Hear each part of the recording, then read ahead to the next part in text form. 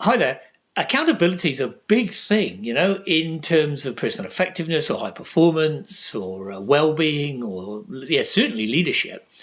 And it's all about what you say, what you don't say to yourself and other people and how you go about it and all that kind of stuff. But we don't have time to do all that. So I'm just going to focus on one little thing that we've come up with, which is the difference between an excuse and a reason. And I've got an example. See, yesterday I got up really, really early, grabbed some breakfast, and went out and played golf on my own. Nobody else on the course. Sun was coming up, and birds were going crazy. It was fantastic. Unfortunately, the golf was not fantastic, but I do have a really good excuse, you see, because I've got a bit of a problem seeing things in the distance like disappearing golf balls. And so I was a bit concerned with the sun low when I was shooting into the light of the sun that I might lose track of my golf ball and lose the golf ball. So I was lifting my head a little bit just before I was hitting the ball. Now, you don't need a lesson on this. That's a really stupid, bad thing to do unless you really want to play bad golf. And so I succeeded in that at least. So it's a really good excuse, yeah? And you see people doing this all the time. So if you come home from work and you're a bit grumpy and tired and you, I don't know, say something inappropriate or unhelpful to your partner, or you're a bit grumpy with the kids, and then you say, I'm sorry, I've had a bad day at work. You see, as a tool in the moment, an excuse is quite a powerful thing because it gets you off the hook, doesn't it? It avoids embarrassment or awkwardness and all these kind of things. But as a tool for high performance, it's a train wreck of an idea. And it's also a train wreck of an idea for long-term improvement. So let's go back to the golf. You see, it's an excuse, but I can't go into the shop or the golf shop at the end of the round, give them my card and say, can you make my score like 6 or 7 shots better because the sun was out?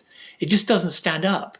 And if you come home every day grumpy, yeah, as a one-off, you might get away with it. But when your teenagers aren't talking to you anymore because they just think you're a grumpy old fart, you can't say, well, sorry, I just kept having all these bad days at work, you see. So you need to look at it in a different way. So the reason that my golf was a train wreck was because I was letting the whole sun thing interfere with my swing. And the reason that if you come home from work and you're grumpy and you fall out with people and upset people that you allegedly care about, the reason is that you haven't got together the tools and the mindset that you need to leave work at work and come home with the kind of mindset that you want to have and should have, to be honest, to be a good partner or a good parent or whatever.